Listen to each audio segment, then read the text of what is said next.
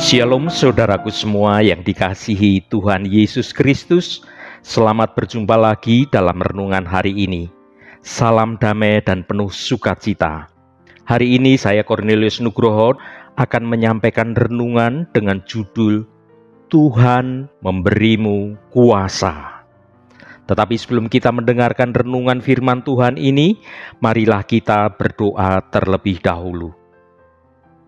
Bapa Surgawi, Bapa yang kami sembah dalam nama Tuhan Yesus Kristus, Engkau Tuhan yang selalu baik dan mengasihi kami.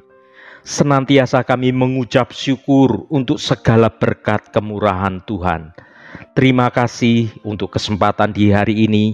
Kami percaya Tuhan akan menolong kami dan menyertai dalam setiap langkah kehidupan kami untuk menggenapi rencana-Mu. Tuhan, saat ini kami mau mendengarkan sabda kebenaran firman-Mu. Urapi kami Tuhan, agar kami mengerti dan taat untuk melakukan kehendak-Mu. Dalam nama Tuhan Yesus Kristus, kami berdoa. Haleluya. Amin. Saudaraku yang terkasih, pada suatu ketika, ada belasan anak muda digembleng untuk menjadi relawan dalam memberitakan kabar baik.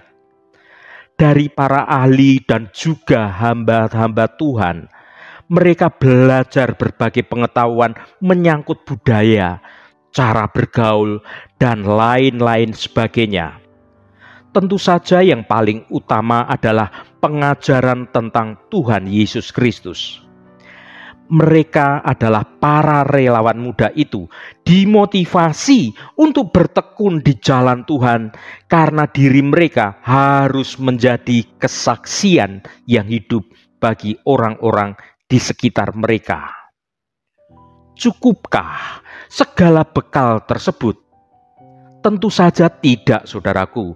Pelatihan itu tak akan berarti jika mereka tidak diperlengkapi dengan kuasa dan juga karunia oleh Roh Kudus. Saudaraku, belajar dari pengalaman Rasul Paulus dan juga Barnabas kala memberitakan Injil Yesus Kristus. Mereka juga berhasil bukan karena semata-mata karena kekuatan dan kemampuan mereka. Ada Roh Kudus yang menyertai mereka. Roh Kudus yang membimbing dan memerintah, memberikan arahan. Ya saudaraku, Tuhan memberi kuasa kepada kita melalui Roh Kudus yang ada pada kita. Saudaraku yang diberkati Tuhan, banyak orang Kristen yang tidak pernah menyadari kalau sebenarnya saat mereka sudah menerima Yesus Kristus sebagai juru selamat pribadinya, maka mereka secara otomatis sudah diberikan kuasa. Kuasa itu diwariskan langsung dari Allah sendiri. Karena itu kita tidak seharusnya berpikir kalau kita adalah orang-orang yang lemah dan jauh lebih lemah dari dunia ini. Karena dengan kuasa Tuhan yang ada pada kita, engkau adalah pribadi-pribadi yang kuat. Masih belum percayakah, saudaraku semua, kalau kita ini memang sudah diwariskan akan karunia dan juga kuasa dari Tuhan? Firman Tuhan yang akan kita ulas ini akan membuktikan hal itu, bahwa kita ini sudah diberi kuasa dan juga beraneka ragam karunia. Yang pertama, kuasa menjadi anak-anak Allah. Mari kita baca Yohanes pasal 1 ayat 12. Tetapi semua orang yang menerimanya diberinya kuasa supaya menjadi anak-anak Allah, yaitu mereka yang percaya dalam namanya. Saudaraku, ayat ini menjelaskan bahwa menjadi anak Allah adalah hak yang istimewa yang diberikan kepada setiap orang yang menerima dan percaya kepada Yesus Kristus. Apa yang dimaksud dengan menerima Yesus Kristus? Kata menerima dalam ayat ini memiliki arti yang lebih luas daripada sekedar menerima Yesus sebagai Tuhan dan Juru Selamat. Kata ini juga berarti menerima Yesus sebagai pribadi dalam hidup kita dan menyerahkan hidup kita kepadanya dan mengikutinya. Lantas apa yang dimaksud dengan percaya dalam namanya? Kata percaya dalam ayat ini juga memiliki arti yang lebih luas daripada sekedar percaya bahwa Yesus adalah Tuhan dan Juru Selamat. Kata percaya ini juga berarti mempercayai Yesus sebagai sumber hidup kita, mengandalkan Yesus dalam segala hal, dan kita mau taat sepenuhnya kepadanya. Apa arti pentingnya dari menjadi anak Allah? Saudaraku, menjadi anak Allah memiliki banyak arti yang sangat penting dalam hidup kita. Yang pertama, kita menjadi bagian dari keluarga Allah. Yang kedua, kita memiliki hak untuk menerima hidup kekal. Dan yang ketiga, kita dilahirkan kembali oleh Roh Kudus. Yang keempat, kita menerima kuasa untuk hidup berkemenangan. Dan yang terakhir, yang kelima, kita menjadi saksi Kristus di dunia. Saudaraku, jika Anda sekarang ini belum menerima dan percaya kepada Yesus Kristus dengan sungguh-sungguh, maka pada kesempatan ini saya mendorong Anda untuk melakukannya hari ini juga. Percaya dengan Yesus Kristus secara sungguh-sungguh. Dengan menerima dan percaya kepada Yesus Kristus, maka Anda akan menerima hidup kekal, dilahirkan kembali oleh Roh Kudus, dan menerima kuasa untuk hidup berkemenangan. Kemudian yang kedua, kuasa menahan kekuatan musuh.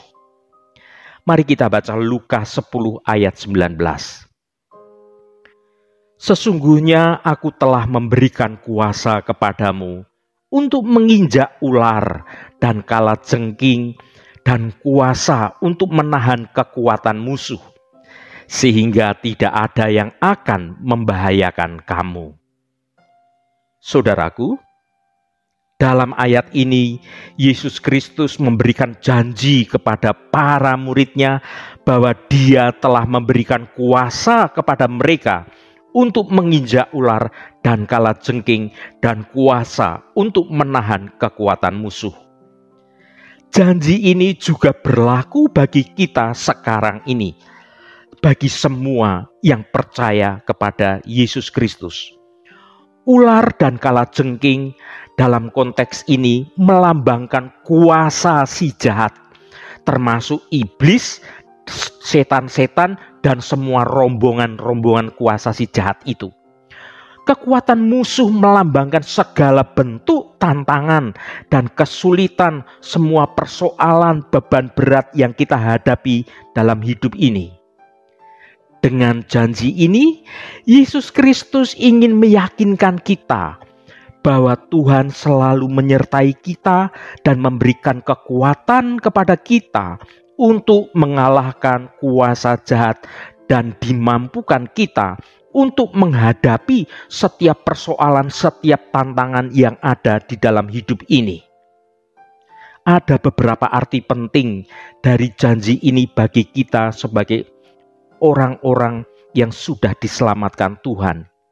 Yaitu yang pertama, kita memiliki kuasa untuk mengalahkan kuasa jahat. Kuasa jahat tidak lebih kuat daripada kuasa Yesus Kristus. Dengan iman kepada Yesus Kristus, kita memiliki kuasa untuk mengatasi segala bentuk pencobaan dan juga serangan-serangan dari kuasa si jahat. Yang kedua, kita tidak perlu takut akan tantangan kehidupan apapun bentuknya. Tuhan selalu menyertai kita, saudaraku, dan memberikan kekuatan kepada kita untuk dimampukan menghadapi setiap persoalan, setiap pergumulan, setiap tantangan yang ada, apapun yang kita hadapi. Kita harus hidup sesuai dengan kehendak Tuhan. Jika kita hidup sesuai kehendak Tuhan, maka kita akan selalu berada dalam perlindungannya. Ya saudaraku, sebagai anak-anak kebenaran Tuhan, maka kita harus selalu ingat bahwa kita memiliki kuasa untuk mengalahkan kuasa jahat dan menghadapi apapun tantangan itu. Kita tidak perlu takut karena Tuhan selalu menyertai kita dan memberikan kekuatan kepada kita.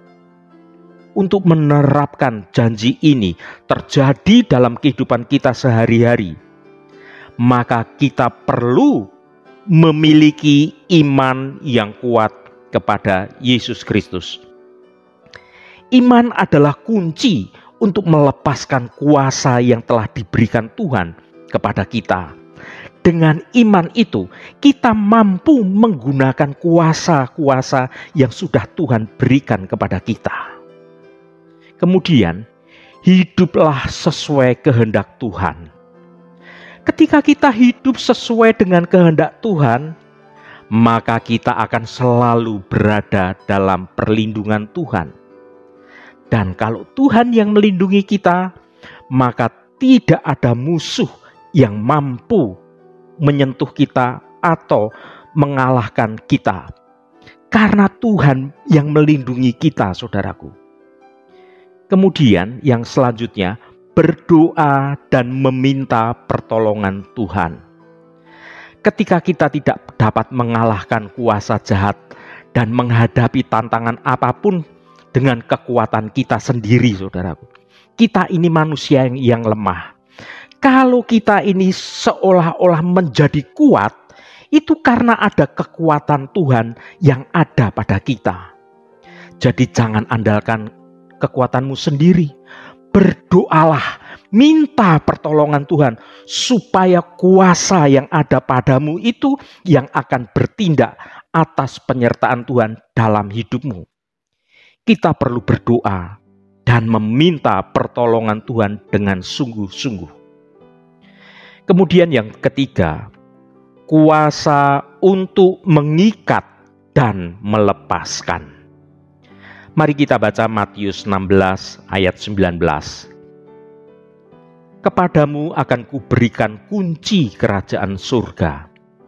Apa yang kau ikat di dunia ini akan terikat di surga. Dan apa yang kau lepaskan di dunia ini akan terlepas di surga. Saudaraku, firman Tuhan ini adalah janji yang luar biasa yang diberikan Yesus kepada Petrus. Kunci-kunci kerajaan surga adalah simbol dari otoritas untuk membuka dan menutup pintu kerajaan Allah. Petrus diberi otoritas untuk menyatakan siapa yang masuk dan siapa yang tidak masuk ke dalam kerajaan Allah. Ayat ini juga memiliki arti yang mendalam bagi kita sebagai anak-anak Tuhan di zaman sekarang ini. Kita semua adalah anggota tubuh Kristus dan kita semua memiliki peran untuk dimainkan dalam membuka pintu kerajaan Allah bagi orang lain. Bagaimana kita dapat membuka pintu kerajaan Allah bagi orang lain? Ada beberapa cara yang kita dapat membuka pintu kerajaan Allah bagi orang lain, saudaraku. Yang pertama, kita dapat membuka pintu surga bagi orang lain dengan cara memberitakan Injil. Injil adalah berita tentang keselamatan dalam Yesus Kristus. Ketika kita memberitakan Injil kepada orang lain, maka kita memberi mereka kesempatan untuk menerima keselamatan dan masuk ke dalam kerajaan Allah.